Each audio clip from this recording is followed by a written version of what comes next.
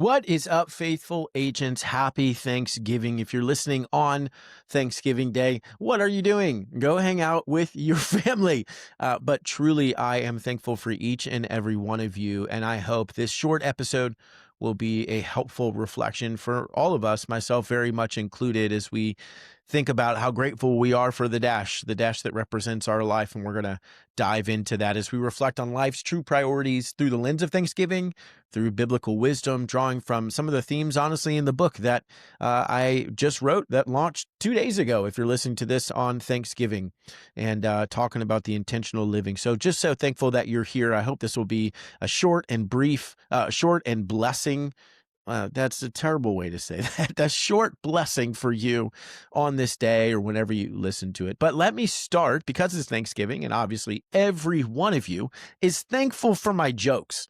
I'm going to start there with some Thanksgiving jokes. Okay. What do you call a turkey who tells jokes? A comedian. That's okay. Why did the corn go to therapy? It had too many ears listening in. That's not funny. Okay. And finally, what do you call a turkey on the day after Thanksgiving? Lucky. Oh, that's good. So, all right, here's the last one. I promise. Why did the cranberry blush? It saw the turkey dressing. You don't know how hard it is to be funny to the point to make yourself laugh when you're just sitting here in your office by yourself. It's probably a little bit weird if anybody was watching. So anyways, I am so glad you're here. Again, if you're listening to this on Thanksgiving, happy Thanksgiving. What a genuinely amazing time to just stop and spend time with family and loved ones and reflect on all the things the Lord has done in your life. Doesn't mean things have been perfect. Doesn't mean everything's easy. But it does mean that we have so much to be thankful for, and flooding our minds and reminding ourselves with gratitude, whether you've had an amazing year in business, whether you've had an amazing year in family, whether it's been a struggle in either or both. The Lord still has granted us such kindness, and we can reflect and be grateful. So in my book, The Balanced Breakthrough, that's now officially out. I'm super excited. You can go grab that anywhere books are sold. But I talk about the concept of the dash, which is the line between your birth year, the year of birth, and the year that you die, right? So, and I won't go through the whole story of the book, but when you look at somebody's headstone, right, you see the year they're born, the year they died, and then a dash. And the dash represents the entirety of their life. So as we kind of stop and reflect through Thanksgiving, and we reflect through this dash idea, number one, we want to recognize that we only have one dash, that the story has already been written by the Lord. And the question that we need to stop and think about is, how am I spending my dash? Right? That's the entirety of your life. Not yet. You're still here. We're still listening. We don't know when the dash is going to end. But that's the entirety of our lives. And so as we stop and we think through questions, right? If you're listening on Thanksgiving, even if you're not, and you're sitting there thinking, well, I need to get out there. I need to sell more homes. You're thinking about a deal. You're thinking about whatever. I totally get that, first of all.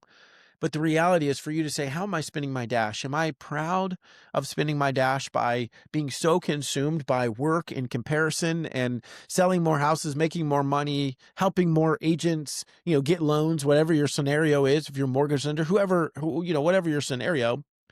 Or am I proud of being able to say, Lord, please help me shut this off so I can just be present, be here with my family, enjoy this time with them, not be so stressed out, not be so anxious around all these things, but really try to figure out, okay, I've got one dash. How do I want to spend that? I want to spend it in pursuit of the Lord and pursuit of what he has for me. And the things I know he has for me are my wife, my kids, right? My relationship with him. And yeah, business, I want to do that well. But how do we spend the dash that we have? You can even think of it as each day, right? How am I spending each day? Each day is another chapter in the dash of your life and my life. So as I think through Psalm 131, right? So many of you have heard me tell my story. In January 2024, I had a really big anxiety attack, and it led me to Psalm 131, where David, who's not quite king, he's actually, they believe he's writing this from a cave. Saul is chasing him, right? Great Thanksgiving message. But he says, I do not desire things too great or too marvelous for me, but I have calmed and quieted my soul. And we see this posture from David before God and how it mirrors what we should pursue during Thanksgiving, right? Calm and quiet and intentional gratitude. We're not desiring things too great or too marvelous for us. We have calmed and quieted our soul. We're in a spot where we just feel contentment, where we feel gratitude. And you might not be there right now. I'm not there that often either. But it's a good time for us to pause and reflect and say, Lord, help me to have a calm and quiet spirit. Help me to have a calm and quiet soul, fully trusting and thankful for your provision. It might not look exactly like I wanted to. In fact, it probably doesn't. But Lord, this is what you have given me. You have provided this, and so therefore I know it is enough. King David's writing these sitting in a cave under pursuit of Saul, who's trying to kill him. And yet his posture of calm and quiet and intentional gratitude, we can reflect on that today. Maybe you want to take a minute and just say, man, there's been so much going on, even in the business of getting ready for Thanksgiving or making the turkey or making the food or all of these things. Maybe you just go on a quick walk and say, I'll be right back. And you say, Lord, help me to just have intentional gratitude. All the things that you have blessed me with, even if it's not what I wanted, even if I feel like the year has been incredibly hard, the Lord is so gracious and he has blessed you in immeasurable ways that we don't deserve. You know, First Thessalonians 5:18 tells us to give thanks in all circumstances. So in whatever the season is for you, agent, whatever the season is for you, mortgage lender, or anybody else listening, yeah, it's been a weird year in the market, totally, but we're required and called to give thanks in all circumstances. So my question to you is, what can you be thankful for? It's easy for us to complain. I do that. I see that in my kids all the time. They're complaining about this, they're complaining about that. And it's, well, hold on, kiddos. Let's think about what are the things the Lord has graciously given to us. Could be as simple as I woke up today. Could be as simple as I have a car I can drive. Could be as simple as I have a business that I can build. Could be as simple as it's been a hard year, but I'm still here in this business. And the Lord has provided for that. Let us give thanks in all circumstances and remind ourselves that if we're called to give thanks in all circumstances, it means we will always have something to be thankful for in every circumstance. As I mentioned earlier, the reality is we're not great at this, right? We are like the Israelites, where the Lord brings them out of bondage and he gets them through the Red Sea, destroys the Egyptians behind them, and then literally starts providing, water from a rock and then manna from heaven. And they're like, yeah, but what have you done for me? And they start to get frustrated and they start to get angry. They start to get upset. And it's like, Lord, why don't we just go back to Egypt, right? At least we're not going to die there. And they start to complain and they start to say the Lord owes them more than what he's giving us when he's literally raining food down from heaven. But the reality is you and I are like that too. In January 2024, as I mentioned, when I have that anxiety attack, it was not because the Lord wanted me to have an anxiety attack. It was a recognition for me that I was in pursuit of things that were too great and too marvelous for me. I wasn't sitting there with a calm and quiet spirit like David. I was saying, Lord, I need to do this. I need to do that. I was in pursuit of a speaking business, starting an Amazon business, writing a book that has now come out, right?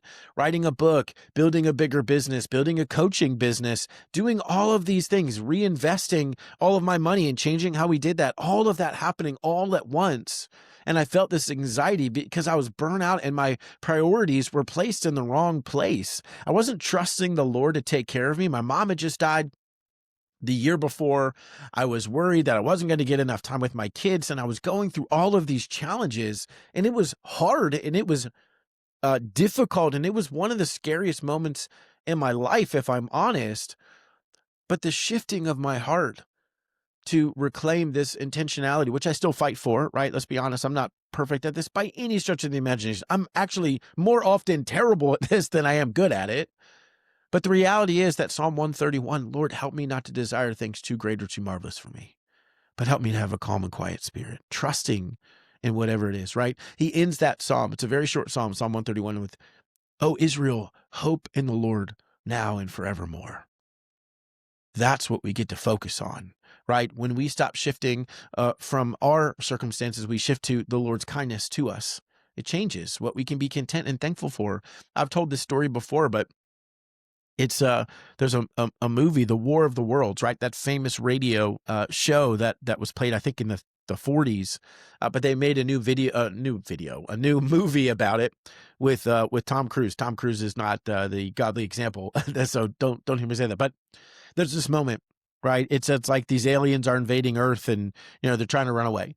Well, Tom Cruise is a dad. He's got his older son, and he's got his daughter, who's, I don't know, maybe 12.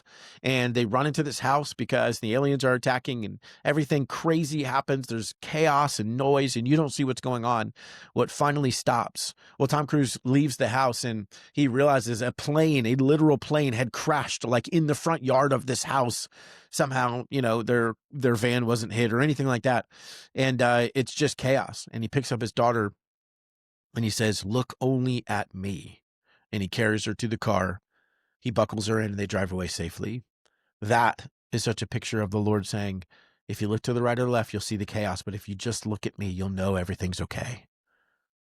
That's something for us to be grateful for. So I challenge all of us to pause, reflect, write down, Lord, what are we truly grateful for? Maybe what relationships do you need to invest more in? Maybe even what distractions or pressures are stealing your focus from what matters most. When we think about what we're thankful for, we then get to ask, am I spending the time with them that I should? I struggle with that too. So here's the reality, right? The Lord, in the Lord's kindness, and part of this book, right? But we can win at work without losing at life. We don't have to make sacrifices of family just so we can try to have a business and sacrifice them on the altar of some sort of artificial success. My encouragement to you is, if you're listening on Thanksgiving or after, spend that time present with loved ones, away from the noise of more, more, more, away from the hustle culture, away from the comparison culture that says, when I'm sitting here on Thanksgiving, I'm so thankful for my family. But as I scroll through Instagram and I see that other person made way more money than me, all of a sudden now my heart is discontent, and I'm comparing myself and thinking, man, why am I not good enough to do that? And all these things, when your son or daughter sitting next to you is like, I wish daddy would just be right here. Stay away from those things. Quiet your soul. Be grateful. Live your dash on purpose. We have much to be grateful for. I am truly grateful for all of you. I am so thankful that you tune in. I'm so thankful that you reach out. I'm so thankful that many of you have bought the book and supported me in that way. It is truly something that I am humbled by, and I'm not a humble person, but humbled by and amazed at your kindness as you all continue to show that to me, as I genuinely try to pour my heart out to serve you. If I can help in any way, reach out. Shoot me a message on Instagram. You can text me, 804-878-2200. If you text me on Thanksgiving, I'm not going to answer, but you can text me. And ultimately, my heart is that as a community of Christians in real estate, we look different than the world. We look like people who are grateful. We look like people who have confidence in the Lord's provision. We look like people who are not sitting there wishing we had more, more, more, more, more, but we are people who are content. And they come up to us and say, I don't understand. Why are you not struggling? Why are you not all these things? And we say, because I found contentment in the Lord's kindness, that he's provided exactly what I need. And I'd love to show you how you can do that too. Let's talk about Jesus. Heavenly Father, as I think about every single person who is listening to the show right now, God, I'm grateful for their hearts. I'm grateful that they're here. I'm grateful in your kindness, the way that you show mercy to them over and over and over again, Lord. I pray that you'd call to mind for each one of us the immense things we can be grateful for, the immense blessings that you have poured on us, even when we are undeserving. You are beyond kind to us. We have so much to be thankful for, Lord. May we be flooded with gratitude. May we be a people who are marked by a heart of gratitude so that others in this industry would say, I don't understand what's different about you. And we can say, let me tell you about Jesus. He's what's different. Father, I pray that you'd be glorified and honored in our lives, in our businesses, in our pursuit of contentment. God, that we would show up well in our work, we would show up well in our homes, that you would receive the praise and glory above all things. Whether we sell one house or 1,000 houses, Lord, whether we make $1 million or $10, you can be glorified in it all. We love you and we thank you. In your son's name, amen. I love you, faithful agents. I will see you next week.